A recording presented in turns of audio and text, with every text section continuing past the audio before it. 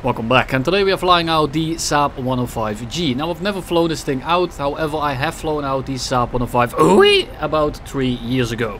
And I absolutely ripped into the thing. Yes, I'm not using it at its intended role. I recommend you to read my about page and everything will make sense. The Saab 105G in 2024 is miles better than it was 3 years ago. The flight model improved, the matchmaker improved, and overall this plane is definitely decently effective. I can already hear you ask it, is it any good now? My answer is still going to be no.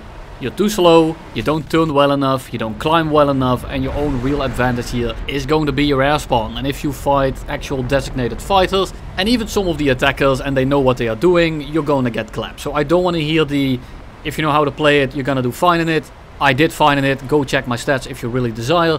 But your main source of kills are gonna be people that don't know what they're doing or people that just don't see you coming. The F9F8 here is essentially just giving me the kill. A spiral for an F9F is the worst maneuver that plane can do. It doesn't have a functional engine and it loses about as much speed as an old person does before he gets into a little bit of a turn on the public roads. He is shitting away all of his speed instantly. I had a lot more speed coming into that because he had to do a 180 after bombing. I then kind of flew past him after storing all my speed. He then did another 180 and after I had ample distance I just kind of started to spiral him and just let him burn his speed on his own, as I didn't have to worry about it. He then also just turns into our guns and gives me the freest kill imaginable.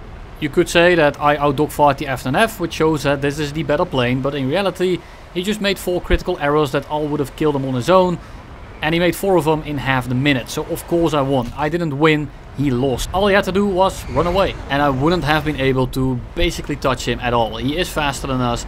He does turn better than us. Now we can abuse the fact that he doesn't hold his speed whatsoever, but that kind of relies on him throwing away his speed. And if he doesn't, I have no options. He has the cards, he needs to throw it in order for me to actually capitalize on his arrows. Now I'm not going to pretend like the F9F8 is a hard fight. It really isn't. That's one of the planes that I don't really mind running into in this thing. But it's kind of helped by the fact that it's a plane that punishes you extremely hard for small mistakes. And most of the people that fly it aren't that great at it, because essentially everyone that is good at the game isn't gonna fly that thing, because yes, it punishes you, but it also doesn't reward you when you play it perfectly, because it also doesn't have, well, really coherent advantages. Now, what is the Saab 105 kind of like without trying to rip into it too much? Especially early game, if you get down tiered or you get like an equalized tier, you can do some stuff. You get an airspawn, you get above everyone, and you will be at like 5 kilometers at the start of the game. And you can pick off some people, you can kind of ambush them, and that's where the main strength comes from this thing. You want to do everything at the start of the game. The longer the game progresses, the worse your performance is going to be relatively. I'm not going directly head on with this Mystere 4A, because I'm not about to get nodded in the head on like he does right there. We dodge the second we see the danger diamond and we simply break off. Now the Mystere 4A is a plane that I'm actually pretty confident I can out-dogfight. I'm not sure if I can actually win it, but that's a plane that's absolutely so dookie that I'm not even gonna look at him. Well, I am gonna look at him because I'm kind of scared of the nod that he might shoot at me. But he only has one left, so I'm just gonna fly straight for a little bit, see if he wants to fire it. He does not.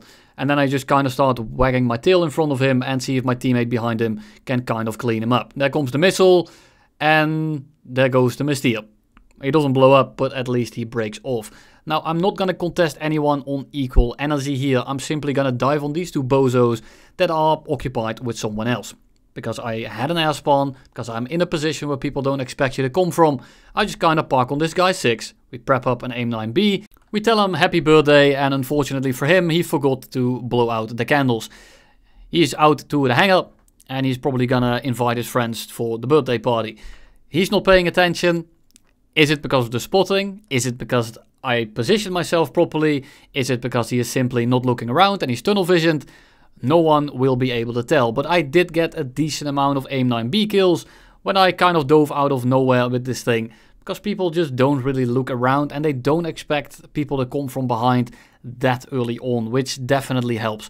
Now we shoot an AIM-9B at this guy, it tracks. Why? Because he didn't dodge at all. We come from a little bit of a dead spot, he's looking at someone else, and because of that he is flying perfectly straight, and just like that we get 2 AIM-9B kills. Now that's 3 kills down. And I mean, 3 kills is good, right? Yes, but let's look at the quality of the kills and how much of it is actually down to the plane's performance. It's a head-on and 2 AIM-9B kills against people that weren't really trying to defeat it. Try to go for the Mystere. He is about to get clapped. Down he goes, and now there's a MiG-19 and a CL-13 on the left side of us. Now, both of these planes are gonna be a massive issue if they want to be. Now, the CL-13 decides to hug a pillbox, which is fantastic. And the MiG-19 is still going to be an issue, and it depends on how he plays it. If he tries to maintain his speed, I am dead. If he tries to air brake very hard, I'm also dead, because he is just going to keep on turning inside of me. I go a little bit vertical to shed a tiny bit of speed and store some energy in my balls. Unfortunately, he doesn't really take it, and he goes into a bit of a raid fight. Now, we don't have any teammates to back us up, and I want you to take a look at, well, the angle he gets here. So I'm going to try to go vertical. I see that he cuts his afterburner right there, and I'm not gonna take that fight at all. I'm simply going to run away, and I want to do a little bit of a mind game here, because I want him to think that I'm simply going to run away, and I want him to keep a little bit more speed. That way I might be able to reverse him. If he doesn't, this game is over. So I'm gonna use the terrain here a little bit to start turning into him, just denies him the angle a little bit more. But before I get the ability to do so, he already breaks off, gives me a bit of room. And this setup is absolutely perfect. I'm low, I'm below him, he has to break off. I am zero throttling, I know that he's slowing down, but I have the position to maybe get one shot in. We do so because he doesn't react in time, and that is going to be the game. If he had slowed down preemptively like he did the first time around, I would have died. But he was probably thinking that I was gonna try to run away again, and we can do that dance all day long, and if he plays it properly, I still died. Now, of course, it's a MiG-19, it's a full up tier, it's not a fair fight, it's one of the best 1v1ers in the game. Why are you talking about it like the Saab 105 is bad? You just killed him. And you're correct, but it's a use of terrain, position, speed, reading your enemy's behavior, and overall just kind of gambling. Because at the end of the day, if I took the wrong gamble there, and it was a player that simply did the same thing over and over and over and over again, because he's not actually paying attention to what I do, and he simply just kind of goes by his flowchart, or perhaps he simply goes vertical and starts looping to maintain energy, then, as Napoleon says, there is just nothing we can do. Yes, I beat him in this plane and I'm fully up tier, but I could have done that in other planes too. That doesn't make this plane good, that just means that we solved the situation that we probably could have solved the same way with all the other planes as well. We just had to fly it slightly different. And that's what I mean with just know how to fly a plane before you start learning to fly your plane. You really don't have to know every plane's ins and outs. If you know the basics of it, you can apply it to every plane and then build from there. But enough of that, let's go take a look at this game. Now we do the same thing, we kind of climb in. This time we aren't fully up tiered, so we have a lot more room to breathe. But there were a lot of people at medium to high altitude, and I'm not about to contest multiple people in this thing on my own, equal energy, against planes that will definitely outperform me. So I turn around, I drop in, I shoot a birthday present at someone on the deck that's probably looking forward to the brunt of my team coming towards him. And because of that we get a free AIM-9B kill, we then break off and we re-engage a little bit later, and this F-86A5 is so busy trying to kill my friendly Saab 105 below us that he's not really paying attention and stalls himself out in front of us. And kind of the same deal with this. Now it's an okay shot, I guess, and it wasn't super free, but he is busy with someone else and I can come in and kind of lick up the scraps. This plane is a bit of a bum licker, and it's very important that you keep your team alive for the reasons that I gave you earlier. And at this point all my videos are essentially the same thing, and I can imagine that it becomes somewhat boring in the end.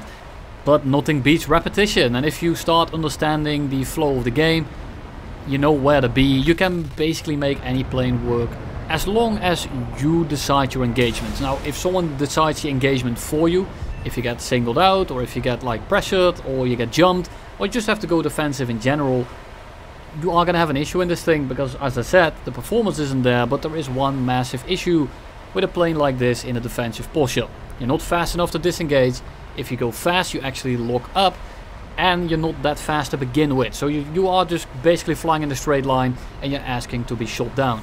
If you slow down a little bit to actually reverse him, you're gonna be slow, you're not gonna be turning that well at low speed, and you're not gonna be getting that speed back very quickly. So you are essentially just a sitting duck. And being a sitting duck, I mean, you can make cute quack sounds, but overall, I do think that the enemy is just going to basically slam you into oblivion. Now in down tiers, it's decently effective. It's actually pretty decent.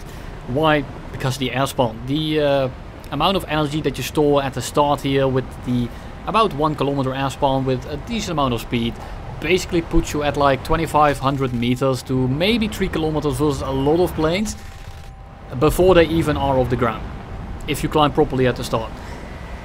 Gives you a massive advantage. Now there are some issues. Say you get up tiered, MiG-19, they're going to be above you still. F-104s, same deal. All those planes are going to nullify your entire early game presence. But in these down tiers, I mean, Yak-23s and the Javelin are definitely up there in terms of countering you. But the Javelin is not that much of an issue. You do want to be careful that you don't go too slow in front of its missiles, because they do pull decently well. And if you are not going super fast at high altitude, you essentially don't have the speed to turn out of the seeker or out of the missile at all. Like a missile can only be a 10G missile, say the AIM-9B, just like that. But if you are at high altitude, where the missile becomes more effective and your plane becomes less effective, like relatively speaking, you're not going to be dodging the missile, and you really do need to be careful of those that you kind of just want to turn in prematurely. You don't want those missiles to get very close on your 6, because if you start turning at like 800 meters, very big likelihood that that missile is still going to hit you. To touch back on the Yak-23 and the Ki-200, the Me-163 and all these slower dogfight planes all fall into this category. They will absolutely ruin your day if you let them. If those things start catching you, the 163 for example is actually faster if he really wants to be. He can just put his cursor on your plane and you are going to die. So you kind of want to just be nowhere near them, and then you engage them once they are not paying attention to you and they get tunnel visioned. These planes are notorious for tunnel visioning because they are slow overall.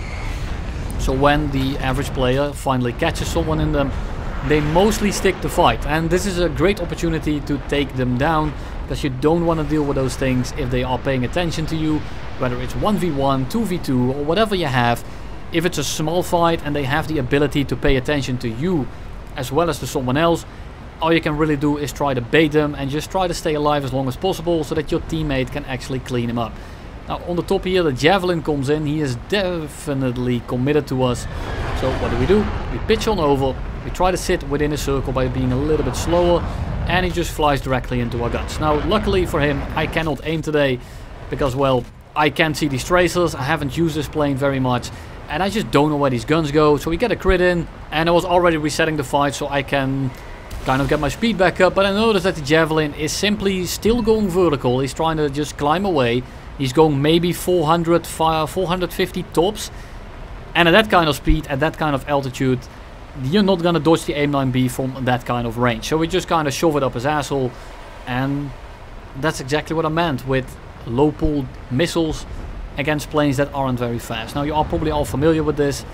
And this is the other example. It's the Yak-23 that is on the IL-28, and he is busy being tunnel visioned to kill him. Now he does kind of see us, I think, at the end, but then I noticed that he actually doesn't, and I think he's just trying to dodge the gunner. So we shoot down the Yak-23 and we go into the last game of the day, and it's again, as per usual, a full up tier to 9.3. It's very common in this thing. Don't think you're gonna get a lot of down tiers in this. Now we see the F-104 and we tried to missile him earlier, but he was like 10 meters out of range. He wasn't really paying attention. So this time around I'm going to preemptively turn towards my teammate, and I'm about to get like 0.4 on his 6. So I'm gonna prep the missile. He is shooting at someone, he's going supersonic. Very likely that he's not gonna be really paying attention, and if he does, he's probably gonna see it last second. And that's exactly what happens. He catches an RB-24. And if I haven't told you yet, it's essentially an AIM-9B. Now we notice the A4 coming in from the right hand side here. We have a decent amount of speed. MiG-15 comes in. If he turns around for me, my game is over, but luckily he doesn't. And I can't really turn around into that furball right now, because that kind of stay is not very welcome.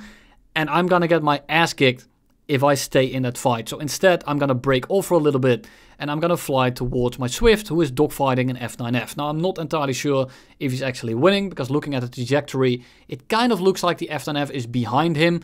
So we get a crit in, we fly away. The Swift got a bit of a counterattack, but I don't think he got any shots in. I don't think he got quite the angle, but after critting him, and it's an F9F8, he probably is dead right on the spot here. but just to be safe, we are gonna make sure that he dies right here. Now we take off his tail and we are gonna fly towards the middle of the map. That has the furball that I wanted to avoid earlier, but this time around I actually have somewhat of a competent teammate next to me, so we are gonna try to engage the middle of the fight here. Now we do have one teammate who is about to land on the middle of that runway, and all 4 of these enemies are gonna give us some kind of issue. MiG-15 and the F-86A5 most specifically, and the F-100 is gonna be very annoying because he's just so damn quick. I see him pull into the head-on, I'm not gonna commit to that, instead I'm gonna dodge and fly on straight towards the F-86A5 that is very busy trying to ground pound.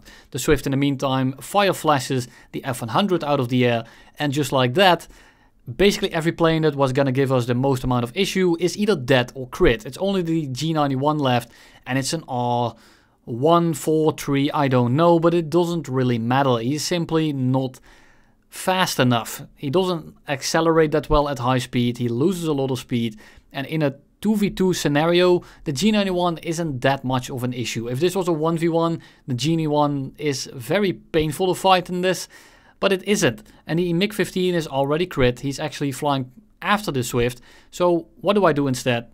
I'm gonna fly away for a little bit and see if I can pull the G91 away from my teammate so that he can dogfight the lonesome MiG-15. Now I see that Canberra, and I have a feeling that they are gonna start turning around here to get the easy kill instead of pressuring us, and that's exactly what happens. And the second they do so, I'm gonna give chase again, because now I'm in a position to kind of drain their energy a little bit and see if we can get a bit of a jump on them. And again, the MiG-15 is crit, and the G91 in this scenario right here, when I am having the drop on them, is kind of fightable, especially in a 2v2. Now the G91 is launching his missiles. I'm trying to get close to the G91R1, it seems it is. We get the shot here pretty easy, but I break off. Why? Because my Swift is right there, and I'm not about to get either team killed or rammed out of the air. And the Swift, the absolute bozo he is, hits both of the enemies with a single burst. He is shooting at the G91, sets him on fire, and with the same burst he shoots the MiG-15 out of the air. A little bit unlucky for me, but you know, you love to see it. And for the last game, I said the last game as well, but this is actually the last game, because I decided to put the last game actually behind the last game that I just said was going to be the last game. But this is actually the last game because I decided that I needed a last game in that I almost forgot to put in here. So we do the same thing as per usual. We try to sneak up on them. Unfortunately, he sees us.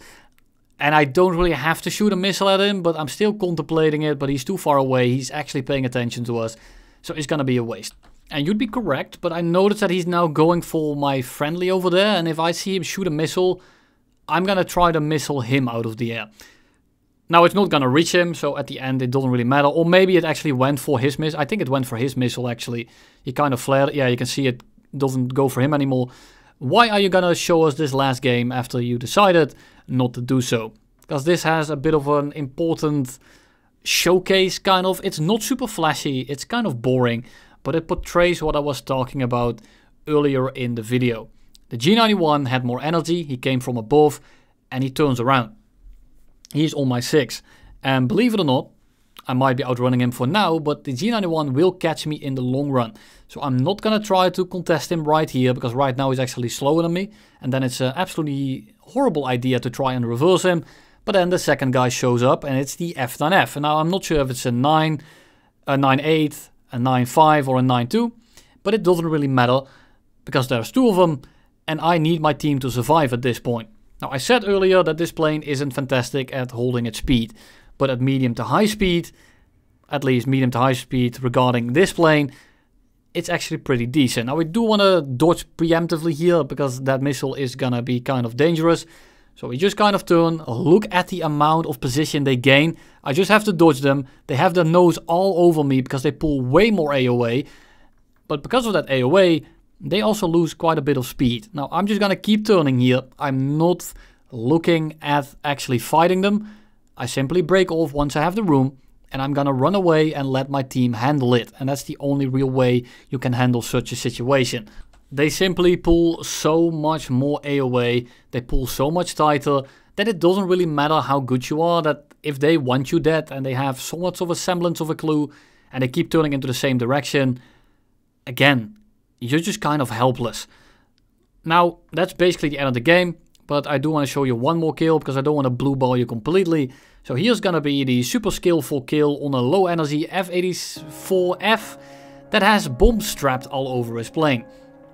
So what do? We do the epic turn after him and then make sure we don't get bombed as we spray him down with 30mm. I hope I got my point across today.